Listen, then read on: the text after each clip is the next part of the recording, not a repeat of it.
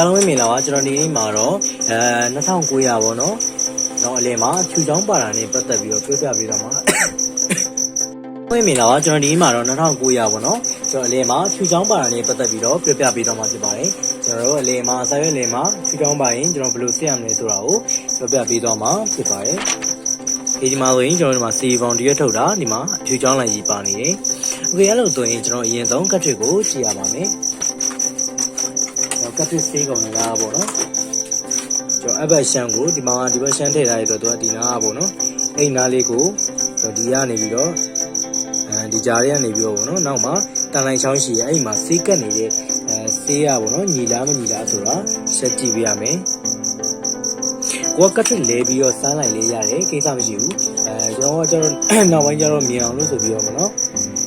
ဒီနောက်မှာတန်လိုက်ချောင်းရှိတယ်အဲ့တန်လိုက်ချောင်းမှာဆေးကတ်တာပေါ့နော်စီကတ်တာညီမညီလှမ်းကြည့်လို့ရတယ်ဒီမှာတော့ကင်မရာထဲမှာမလို့ပြင်မှာဆိုရင်တော့တေချာလေးမြင်ရပါတယ်တော့ဒီကြားထဲမှာပေါ့နော်တန်လိုက်ချောင်းမှာစီကတ်တာညီညီတစ်ခါကျရင်သူကကြားထဲမှာဖြူလိုက်လေးဟိုစီးကုန်ကနေကြရင်ပေါ့နော်အကြောင်းလိုက်လေးပြက်နေရလေးရှိတယ်တော့တပင်းကြီးဖြစ်လာတော့ကြည့်ဒါကတော့ကတ်ထရစ်ကကောင်းတယ်အဲ့ဒါဆိုရင်ကျွန်တော်ကတ်ထရစ်လေးစမ်းကြည့်လို့မှကောင်းနေဆိုရင်ကျွန်တော်ဒီစာအုပ်ကိုတစ်ချက်ကြည့်ပြမှာဖြစ်ပါတယ်ဒီဗီဒီယိုလေးမှာတော့ကျွန်တော်4000ပြုံးကြီးနဲ့4000တန်ရှင်းလေးလုပ်တော့မှာဖြစ်ပါတယ်ခင်ဗျာဒီထုံးစံနိုင်မယ်ကာဗာရီထုတ်တာတော့ကျွန်တော်တွေ့ဘူးပြောကြမလို့တော့ဘူး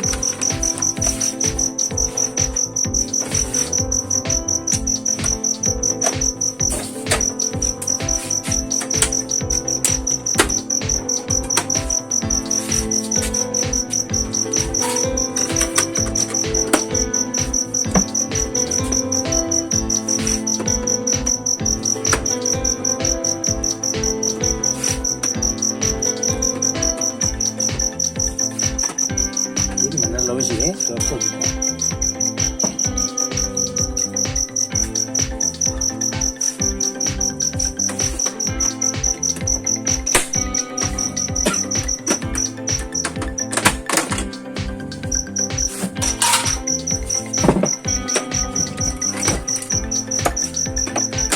နောက်မှာကလေးလေးပိုင်းရှိပါတယ်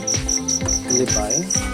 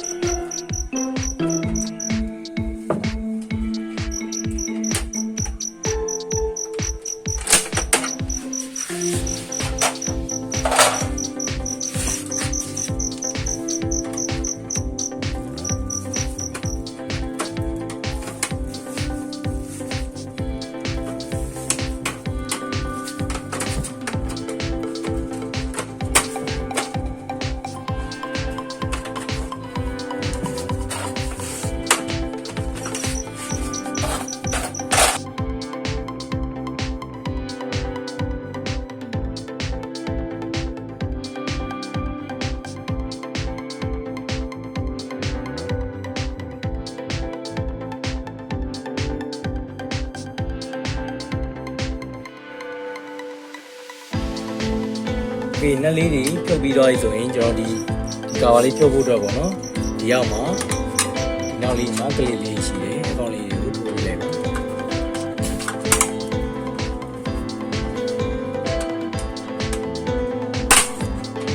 ပေါ်တက်သွားရင်ရပြီဘက်ကလေးလေးဒီဘက်တော့မှာပေါ့နော်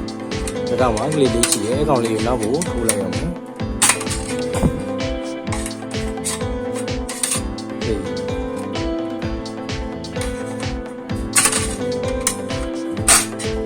ဆိုရင်ရပြီကျွန်တော်နောက်ကိုတွန်းလိုက်ရုံပဲသူချိတ်လေးပြုတ်သွားရင်ရပါပြီနောက်ကာပါရပြီပြီးတော့ねကျွန်တော်ဒီမှာမော်တာကျိုးဖြုတ်မယ်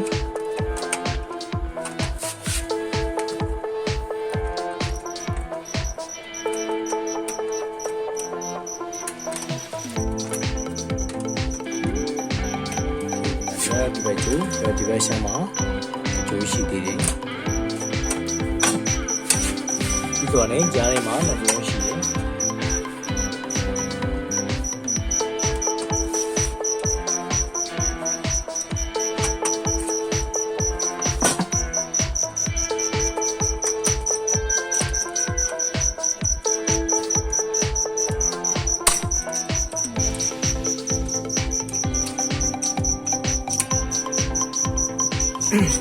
အေးဒါဆိုရင်ဒီမှာ၄တောင်ရပြီเนาะ၄တောင်မှာကျွန်တော်အပေါ်မှာနက်၄လုံးပါတယ်နက်၄လုံးပါ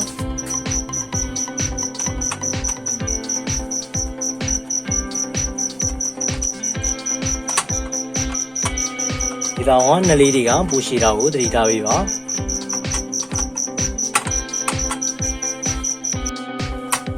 ဘေးနေတောင်ကနက်လေးတွေ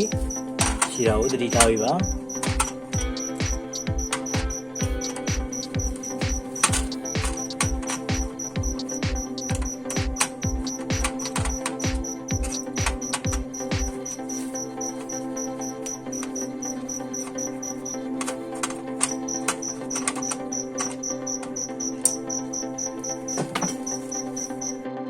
ဒီရဆိုရင်တော့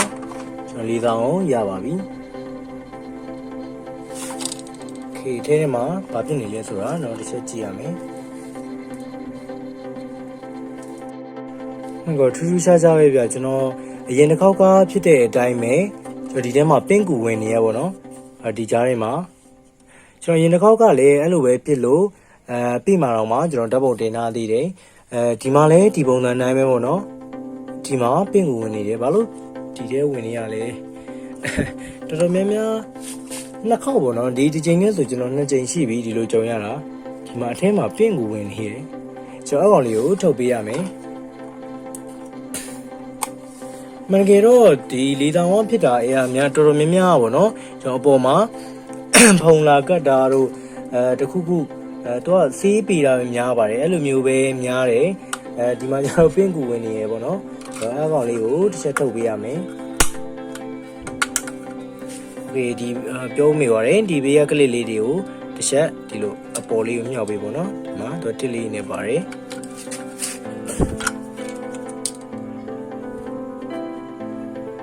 သူကအထဲမှာ Oh my god အထဲမှာတော့အိမ်မှာလှုပ်ထားသေးတာဗျာဟိုအားလေးတွေကိုနည်းနည်းကျွန်တော်တခါလေးတန့်ရှင်းလိုက်မယ်နော်အေးဒီမှာကျွန်တော်ဒီကြားထဲကတော့စင်ပြေလူလေးတန့်ရှင်းလိုက်တယ်ပေါ့နော်ဒီကောင်တော့ထွက်ပြေးသွားပြီဒီမှာအိမ်နေပိုင်းတော့သွားကြားထဲမှာစောက်ထားသေးတယ်ပေါ့နော်โอเคကျွန်တော်အဓိကပြောမှာကျွန်တော်ဆောနာလို့ဖြစ်ပြီးဆိုရင်ကျွန်တော်၄တောင်မှာတစ်ခုခုကတ်နေပြီအဓိကသူကဒီရှေ့မှန်မှာများတယ်ပေါ့နော်ရှေ့မှန်နေတော့ဟိုဝေးရနေပြီးတော့ဖုန်းစင်နိုင်ပါရှိတယ်အဲ့လိုမျိုးရှိတယ်ကျွန်တော်အဲ့ဒါဆိုရင်ဝစ်စကိုအဖြူတန်းတန်းလေးနုနုလေးပေါ့နော်နုနုလေးယူပါပြီးွားရင်ကျွန်တော်မှန်လေးတွေကိုတန်ရှင်းပေးပါ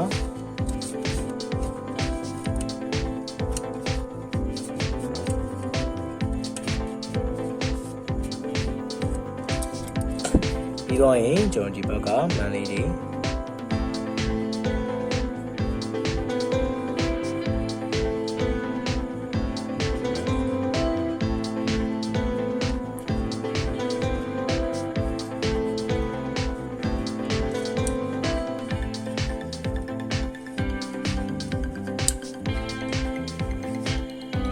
သနာပင့်ကိုတစ်ကောင်နဲ့မဟုတ်နှစ်ကောင်မှထွက်လာတယ်ပြီးကျွန်တော်ဒီမှန်လေးတွေကိုအဓိကတန်ရှင်းပါတော့ဒီမျက်နှာပြင်တို့ဆိုဒီဘက်ဘေးဘက်ရှမ်းမျက်နှာပြင်ရင်ဒီကောင်လေးကြီးရင်အကုန်လုံးတန်းနေပြီးပြီဆိုရင်တော့ကျွန်တော်တို့ကာဘာပြန်တက်လို့ရပါပြီโอเคဒါဆိုရပြီကျွန်တော်ပြန်တက်မယ်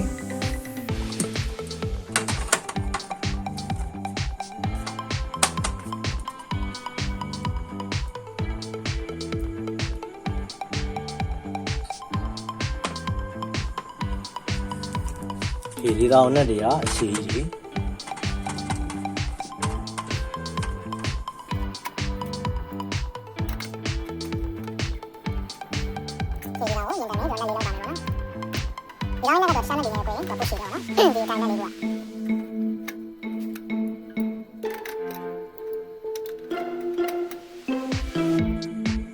ရင်ဆောင်းလာကတ်လေးတက်မယ်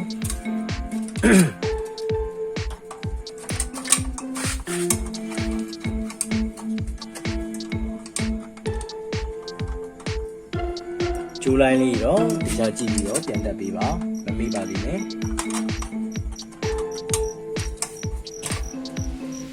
ဒီကမိသွားပြီဆိုရင်တော့ကျွန်တော်လုံးနေကြလို့တော့ဘာမှဖြစ်ပေမဲ့ပြန်ပြောရရင်အဆင်မပြေတာရောဖြစ်တယ်ပေါ့နော်အချိန်ပိုကြာသေးပါတယ်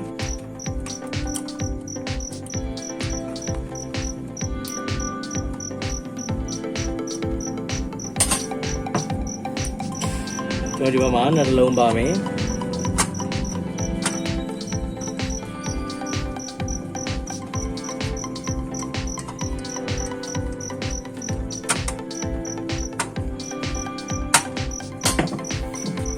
ပြီးအောင်ကျွန်တော်ဒီလိုပြားလေးချက်မယ်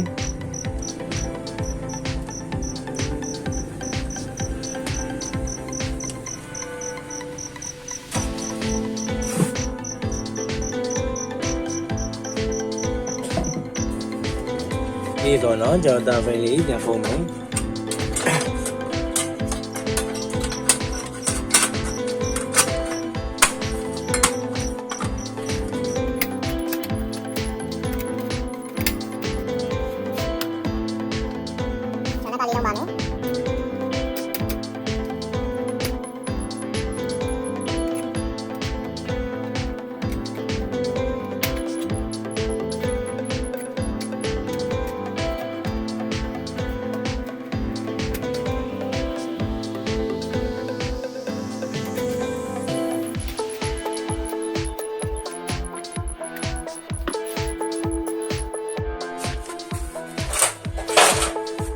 ပြီးတော့ကျွန်တော်ရှေ့ဘက်ကပါလေးတက်ပေးရမယ်ရှေ့ကပါတက်ရင်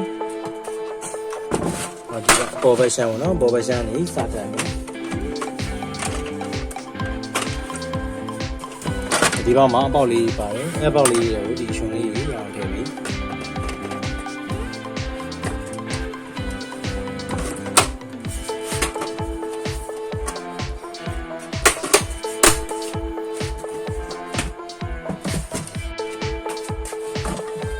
ပြီးတော့ဘောကပါတက်မယ်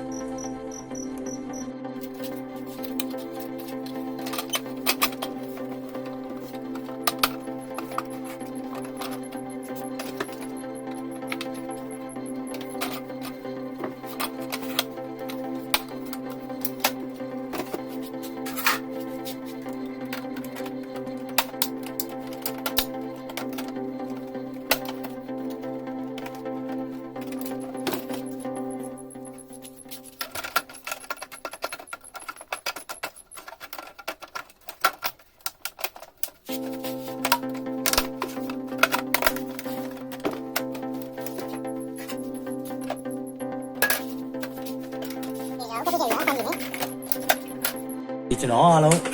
ကရစ်တိတ်ပွားကြီးဆိုတော့ဒီရစမ်းကြည့်မယ်ကဲဒါဆိုရင်တော့ဝိုင်လိုင်းလာလေးကိုဖြည့်ရှင်းနိုင်ပြီပေါ့နော်ဆိုတော့ဆိုရင်ဒီမှာ line ပါနေဒါဆိုရင်မပါတော့ဘူးပေါ့နော်ကဲအားလုံးပဲဆင်ပေးကြပါစေကျွန်တော်ရဲ့ဗီဒီယိုကြိုက်နေတတ်တယ်ဆိုရင်တော့ကျွန်တော် channel နဲ့ subscribe နဲ့အားပေးကြပါခင်ဗျာအားလုံးကိုကျေးဇူးတင်ပါတယ်